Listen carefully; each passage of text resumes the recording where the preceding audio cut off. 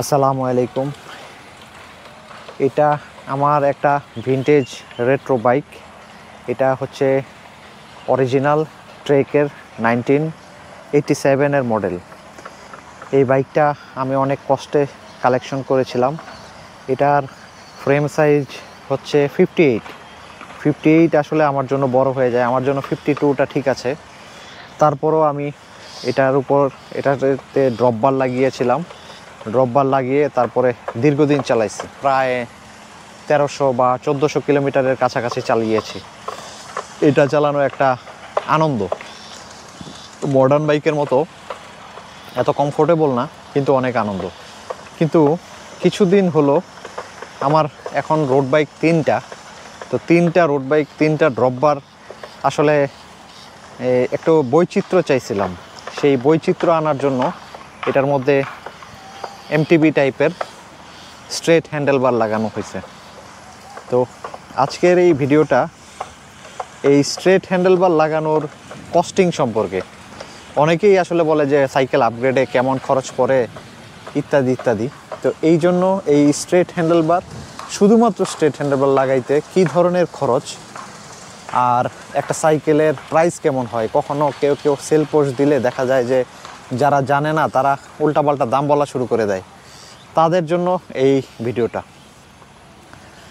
আচ্ছা, আমি প্রথম থেকে শুরু করি। এই স্ট্রেট হ্যান্ডেলবারটা লাগানোর জন্য আমাকে একটা স্টিম কেনা লাগছে। এই স্টিমটা মার্কেট প্রাইস কেমন আপনারা জানবেন, সিএনসি স্টিম। আর আমি সাধারণত এই যে ভেতরে একটা প্যাকিং সিস্টেম যে স্টিমগুলো, সেগুলো ইউজ করি। এগুলো কার্বনের হ্যান্ডেলবারেও ইউজ করা যায়। কার্বনের হ্যান্ডেলবার কখনো ক্র্যাক করে না, অন্তত এই জায়গা থেকে কখনো ক্র্যাক করবে না, এই জন্য। তো এই ধরনের স্টিম ছাড়া আমি কিনি না। এই স্টিমটা নেগেটিভ স্টিম। এটা সাইকেলের মাথা এই যেভাবে ডাউন হয়ে যায়, আমার কাছে খুব প্রিয়। তো পার্পেল কালার এই স্টিমটা, এটার দাম ধরে নেন 1000 টাকা। মার্কেটে প্রাইস আরও বেশি আছে, 1200 থেকে 1400-1500 টাকা নিতে পারে। 1000 টাকা আমি ধরে নিলাম। এই যে হ্যান্ডেলবারটা, এটা হচ্ছে বনট্রিগারের হ্যান্ডেলবার। এটা অনেক হাই প্রাইজের একটা হ্যান্ডেলবার, কিন্তু এটা আমি আমার এক পরিচিত ভাইয়ের কাছ থেকে অনেক চিপ রেটে নিয়েছি, নিয়ে তারপর কাট করে ছোট করে নিয়েছি। এখন 580 মিলিমিটার আছে। তো এই হ্যান্ডেলবারটার প্রাইস ধরে নেন 1000 টাকাই ধরলাম। এটা লাইটের মাউন্ট আমার ঘরে ছিল আগের সাইকেলে, ওটা থেকে খুলে লাগাইছি। এটা হচ্ছে জিপিএসের মাউন্ট, এটাও আগে ছিল, এটাও খুলে লাগাইছি। এটার কস্টিং নাই। আসেন এবার শিফটারে। এটা হচ্ছে ডিওরের 10 স্পিড শিফটার। ডিওরের 10 speed shifter. এটা মডেল হচ্ছে M4100। বেশ ভালো পারফরমেন্স। বাজারে এর চেয়ে কম দামি আর ব্রেক পাইলাম না। এটা হলো ভি ব্রেক, অ্যালুমিনিয়ামের। এটার এখান থেকে ধরে ফুল বডিটা অ্যালুমিনিয়ামের, কিন্তু এগুলো খুব নিম্নমানের। এর কারণটা আমি আপনাদেরকে কিছুটা বলে দিচ্ছি। এই যে অ্যালুমিনিয়াম, এটা কোনো ক্লাস নাই, আর এটার যে পুরুত্ব, সে পুরুত্ব ঠিক রাখে নাই, এবং এটা খুবই এই লো রেজিস্ট্যান্স। এটাকে আপনি যখন নাট টাইট দিয়ে নাট টাট ভেঙে যাবে, সুতরাং এটা খুব হিসাব নিকাশ করে নাট টাইট দিতে হবে। তো এই এক পেয়ার হ্যান্ডেলবারের দাম পড়েছে 200 টাকা মাত্র। তারপরে এই যে শিফটার, এই শিফটারের যে হাউজিং, সেই হাউজিংটা এটা জাগুয়ারের ইউজ করছি, আমার ঘরে ছিল। এটার কোনো দাম আমি ধরবো না। কিন্তু ব্রেক কেবলের যে এই যে এটা হচ্ছে হাউজিং, এবং এই যে ব্রেকের যে কেবল, এই ব্রেক কেবল, দুইটা ব্রেক কেবলের দাম নিয়েছে 25-50 টাকা। আর এই হাউজিংটা একটা হাউজিং দিয়েই হয়ে গেছে আমার। এইটা তো এই ইন্টারনাল করা, এটা এখান দিয়ে এই যে ইন্টারনাল চলে গেছে, গিয়ে এদিক দিয়ে পেছনে চলে আসছে। আর এটা হচ্ছে ফ্রন্টেরটা, এখান থেকে এসে এখানে লেগে গেছে। তো একটা কেবল দিয়ে হয়ে গেছে, একটা কেবল। এটা খুব হাই কোয়ালিটির একটা কেবল, এটা 100 টাকা। এই হলো এই হ্যান্ডেলবার সংক্রান্তীয় মোটামুটি কস্টিং। আর এই যে গ্রিপটা, এই গ্রিপটা সবচেয়ে কম দামের মধ্যে, লং রাইডের জন্য কমফোর্টেবল গ্রিপ, এবং এটা মোটামুটি লং লাস্টিং। এখনকার যে রাবারের গ্রিপগুলো আসতেছে ওগুলো গলে যায়, তো এটা গলে না, এটা বেশ ভালো সার্ভিস দেয়। এটা মাত্র 250 টাকা। 250 টাকার দুইটা গ্রিপ, এবং এটা হাতের যে এই পজিশনটা, এইখানের যে আর্মটা, এটা খুব আরাম লাগে, ভালো।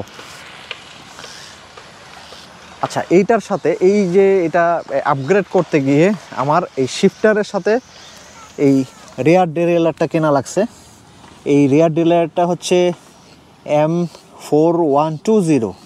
এটা যদি ছোট ক্যাসেট ইউজ করা হয় তাহলে 10 স্পিড, 11 স্পিড পর্যন্ত সাপোর্ট করে, আর বড় ক্যাসেট ইউজ করলে 10 পর্যন্ত সাপোর্ট করে। এটার পারফরমেন্স আমি 6100 যেটা 12 স্পিডের তার চেয়ে ভালো বলবো। আর একটা ক্যাসেট, এই ক্যাসেটটা আমার ঘরে প্রায় 1.5 বছর বা 2 বছর যাবত পড়ে আছে। এটা একদম ব্র্যান্ড নিউ একটা ক্যাসেট, 10 স্পিডের, অনেক সুন্দর, স্র্যামের মতো একদম দেখতে। 10 স্পিডের একটা ক্যাসেট। এটা হচ্ছে 1136।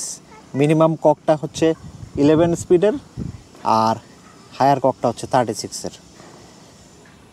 এই এত ভিডিওর মধ্যে একটা রহস্য আছে, সেই রহস্য হলো চেইন। এই যে চেনটা, এটা হচ্ছে কেএমসির গোল্ডেন চেন, অরিজিনাল চেন। এই চেনটা হচ্ছে এই কেএমসির অরিজিনাল গোল্ডেন চেন, দেখা যাচ্ছে কি না? এই চেনটা অ্যাকচুয়ালি 9 স্পিডের।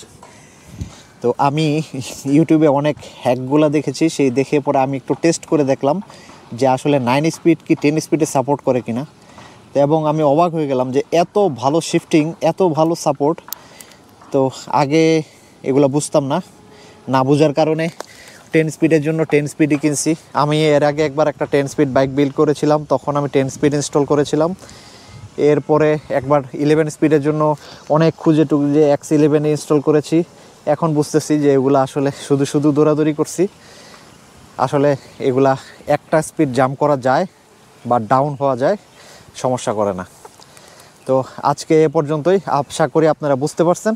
আর আমি ভিডিওতে কস্টিংয়ের একটা চার্ট শিট দিয়ে দিব, যাতে আপনারা বুঝতে পারবেন যে একটা বাইকের শুধু ড্রপ বার থেকে স্ট্রেট হ্যান্ডেল বারে গেলে কতটুকু কস্টিং পড়তে পারে, আর পার্টসগুলো সম্পর্কে আপনাদের ধারণা আছে। আর এই যে এগুলার দাম সম্পর্কে বলি নাই, এটা মোটামুটি সব দোকানেই এই ডিরেলারটা বিক্রি করে 3500 টাকা, আমি 3300 টাকা দিয়ে কিনছি।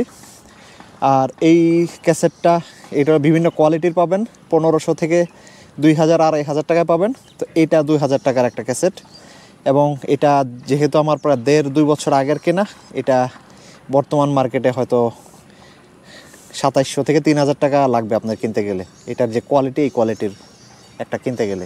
তো আমি এটা 2000 টাকা দাম ধরবো, আর এটা 3300 দাম ধরবো, সেইভাবেই একটা কস্ট চার্ট দিব। আপনারা কস্ট চার্টটা দেখে আশা করি ধারণা করতে পারবেন যে একটা বাইক আপগ্রেড করতে গেলে কেমন খরচ পড়বে। কারো কারো হয়তো এটাতে উপকার হবে। থ্যাংক ইউ ভেরি মাচ কষ্ট করে ভিডিও দেখার জন্য।